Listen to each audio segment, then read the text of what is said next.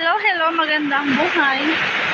So, nandito ulit tayo guys sa sa lugar ng papa ko. So, bibisitahin natin siya ngayon. Ayan, nandito na tayo sa may hanging bridge. Tapos, meron tayong nakitang water crease.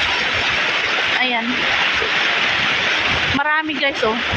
Yan yung water crease. Ayan guys, oh. Marami. Water crease yan guys, oh. Parang kasarap i-harvest guys. Ayun, ang dami. Kaya lang nilagyan nila ng ganon. Ayan, palatandaan. Kapag nakita mo yung na mayroong ganyan, ibig sabihin hindi pwedeng kunin. Tanim ng tita ko yan guys. Kasi binebenta niya din. Ayan, kadami guys, oh. Dami. So, lapitan natin.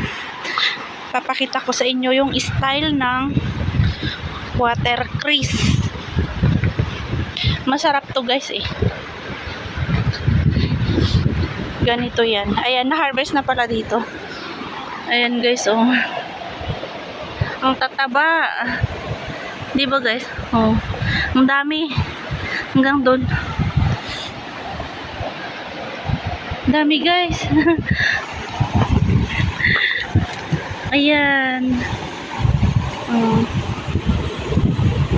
Diba? Masarap yan. Ayan. Nandito tayo sa bahay ng papa ko. So, bibisita lang tayo ngayon kasi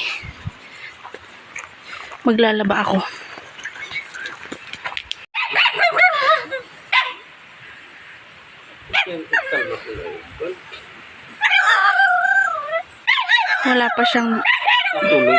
Wala pang tao dito. So baka nandun siya sa taas. Kasi naglilinis siya ng tatamnan niya ng luya. So baka andun siya. Kasi nakita namin dyan kanina sa taas.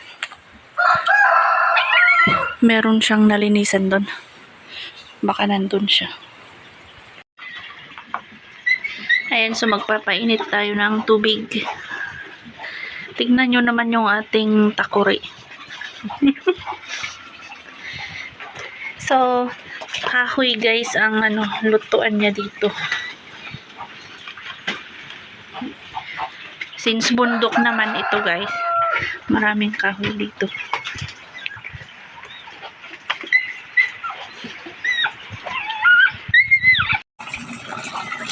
Ayan, only water tayo dito guys. Kasi malapit lang tayo sa may ilog. Ay, hindi siya naghugas ng plato niya.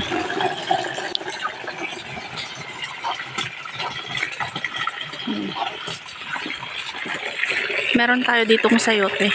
Dito tayo kumuha nun yung bunga ng sayote. So mamaya kukuha tayo dyan ng bunga. Iuwi natin.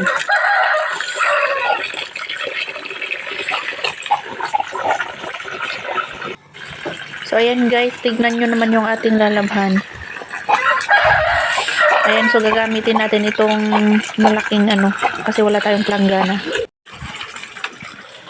So, nandito tayo guys sa bahay ng papa namin. Bale, bumibisita lang kami sa kanya kapag may time kami. So, masama ako kay kuya ko para maglaba ng damit ni papa. Kasi dito siya nakatira guys. Wala siya dun sa sa bahay. So kasi nandito yung lupa niya guys. Dito na rin siya nagtatanim ng kanyang luya. Kaya kapag may time lang kami, saka kami nakakabisita sa kanya. So ayan guys, nandito tayo sa taas ng bahay. Nandun yung bahay ni papa. Kuha tayo ng tanim niyang beans. Dadalhin natin sa bahay guys.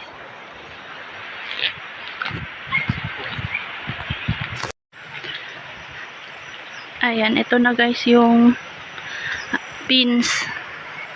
So konti na lang pala ang bunga nito kasi pinagkukuhanan din ng pinagkukuhanan din nila ng ulam. Ayan.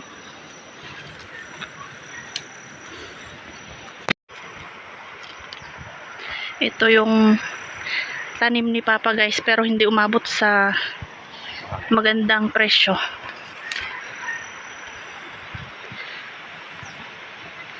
Ayan guys, oh. So ito ay reject na, hindi na ito pwedeng ibenta kasi ayun, matigas na.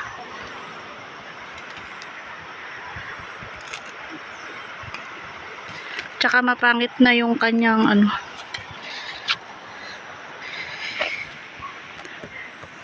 Ayan, pero pwede pa rin yung pang ano, kung pang ulam lang. Pa isa-isa na lang yung kanyang bunga.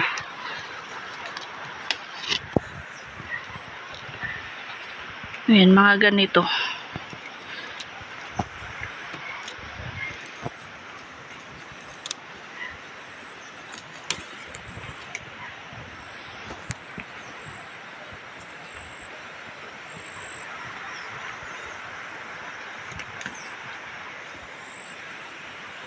So, ayan guys, kukuha na lang muna tayo kasi mahirap mag-video pagka ano, hawak natin ang ating cellphone. Kasi mataas, oh. Hindi natin maabot tayo.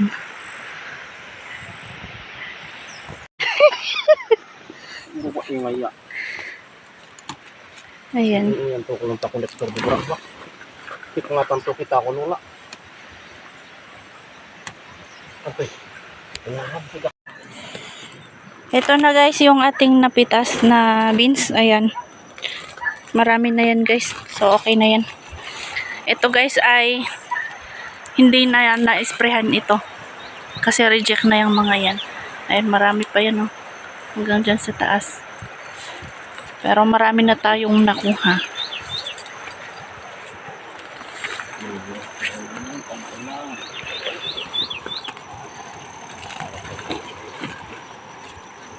Ayan. Diba?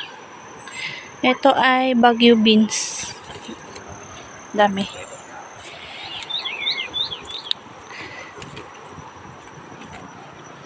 So, okay na yun guys. Ayun, ang dami nilang luya doon. Yung mga white na yun guys, oh. Ayun. Nakasako. Luya yung mga yun guys. Yung bahay dyan, andyan, dyan sa baba. Malapit sa ilog. Yan. Ito ay tanim ni Papa namin.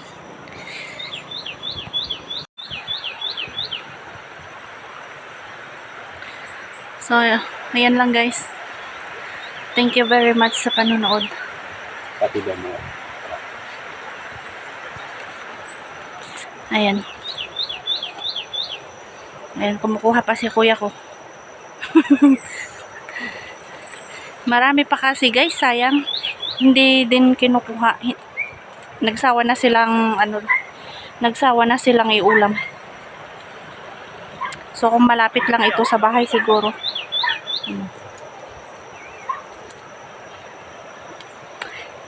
Mauubos ito kapag malapit sa bahay. So ayan lang guys, thank you very much.